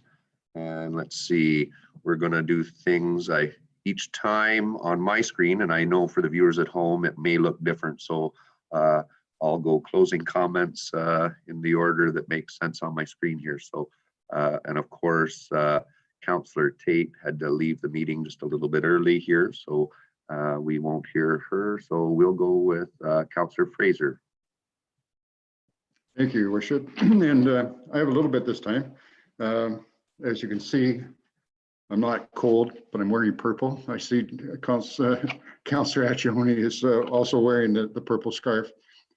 This is something that's very near and dear to my heart for two reasons. One, my late wife was a huge component of the November is Women's Abuse Prevention Month. And number two, from my past career, domestic violence was always a huge issue for many, many years that I had to deal with. So I'm wearing the purple scarf today, courtesy of Inglemow Homes. This year's November is Women's Abuse Prevention Month.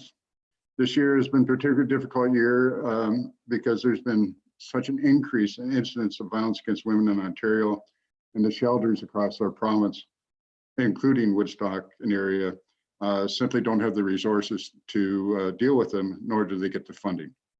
So last year in Ontario, every 11 days, a woman or child was killed by a man known to them, with a majority being a current or former intimate partner. The shelters need to raise money, and this is one way they raise money. And the campaign is called WrapEncourage.ca. That's WRAPPEDINCOURAGE.ca.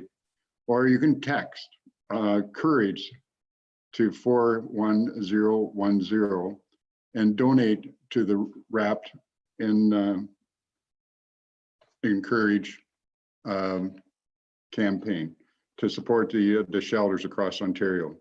I think everybody in our community could help with this, and I certainly support it. So if you're interested in donating to this, you can look it up on different web pages or contact me. I'll give you the information.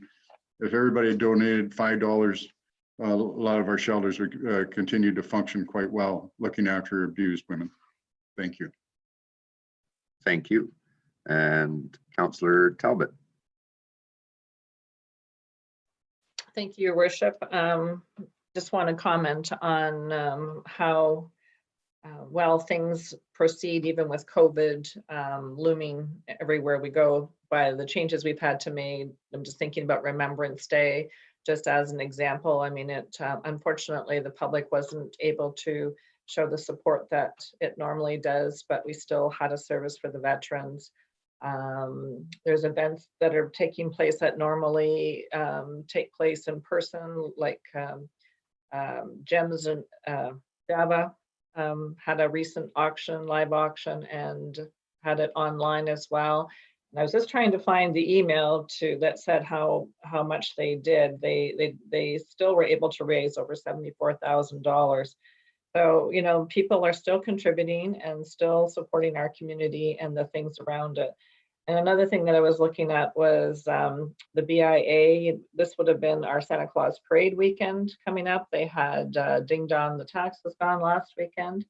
And I believe that they still have a few things planned for the holiday season that we've done in the past. So make sure that you check everything out and still support the people that are in the community, their businesses. And just a final, just want to thank the police services, the chief of police, and those that came out and did a great job on Sunday. We got, it turned out to not be as big as an event, but because there was a lot of concern in the community. So just hats off and thanks to Mother Nature as well for the lovely weather that she provided. Anyways, everybody please wear masks and stay safe, and don't forget your social distancing, and stay in your bubble so we can all celebrate the holidays together with our families. Thank you. Councillor Lauder. Thank you. Councillor Fraser, I too have my purple scarf, and thanks to Ingamo. And you have said your comments have been very well expressed. I'll just say a donation of $5 to $25 can help make a difference to the lives of women or children who live each day in an abusive situation. And check out the recently installed exhibition at the Art Gallery, Blazes Along the Trail, Animals of the Arctic, and Winter is Coming. The gallery is open Tuesday through Saturdays, 12 to 4. Check out their website for other exciting happenings at the being offered at the gallery, and it's free admission. And if you haven't purchased your tickets for the Woodstock Hospital Foundation 50/50 draw, you still have time. The grand prize winner draw takes place December the 4th at 10 a.m. And you can contact them www.woodstock5050.ca to get your tickets. Thank you, and stay safe and healthy. Thank you. And Councillor Schadenberg.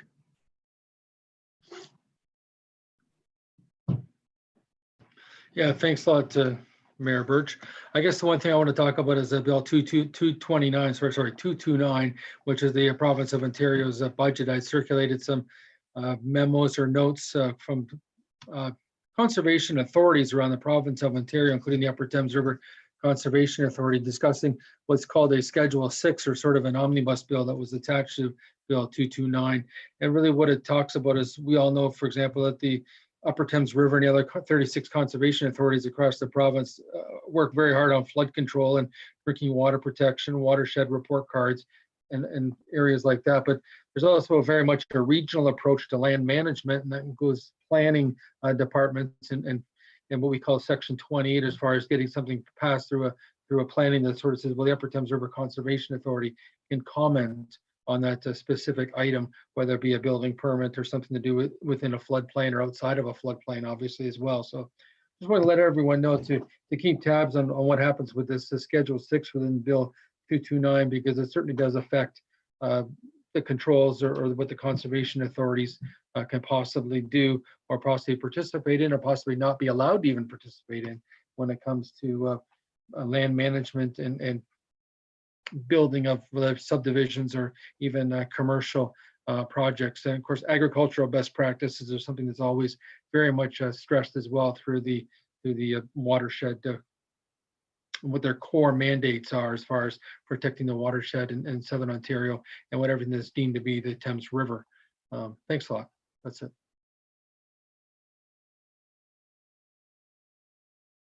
There you go. Thank you. Councillor Accioni. Thank you, Your Worship. I too was going to talk about November being Women Abuse Prevention Month, but I'm not going to just certainly repeat what Councillor Fraser, 100% agree with everything he said. I think everybody needs to be aware of the, when I learned every 11 days someone is killed by a loved one or a previous loved one, is that's staggering to know. So certainly wearing my purple in support of Ingamo and everything they do, as I know them too well. I will mention Salvation Army is looking for volunteers. There will be a kettle drive. There's some new safety protocols in place. They can even take debit now. I'm going to be volunteering there myself again this year. If you have some time to volunteer, contact Jennifer Waterland from Salvation Army Church. Her phone number, and I hope she's not going to be mad at me for this, but I know she needs more volunteers, is 226-228-5495. Please contact, as they are in desperate need of more volunteers to have more locations manned, of course, for the donations more than ever. This year is proving to be challenging for so many different organizations.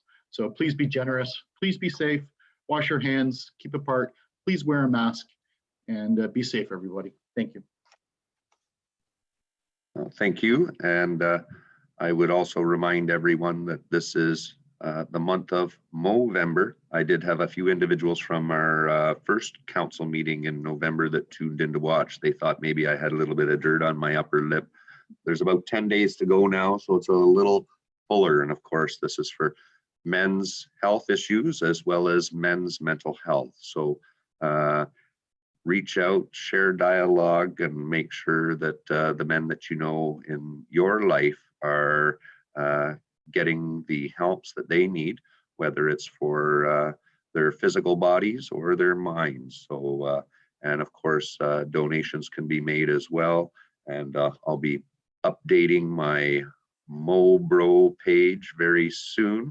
And so everyone can look at the fine handlebars that I have on right now with very few white hairs, and donations can be made there. Again, we have our upcoming capital meeting. So for the viewers at home, stay up to date, take a look at the city website, our Facebook page, and again, follow the advice of our local public health. And when you have a chance, make sure you reach out to some of your neighbors. If you haven't seen them in a while, ask them how they're doing, and spread more of those smiles within the community. I think that the attitude that people have in our community when it comes to being grateful for all of the blessings, and to reach out to those that they know that are struggling in one way or another, it is something that helps all of us to be a stronger community. And of course, we are the friendly city. So keep up the good work, everyone. We're in this together. And I would ask for a motion to adjourn. Councillor Fraser, second by Councillor Accioni. All those in favor? And we are adjourned. Thank you very much, everyone.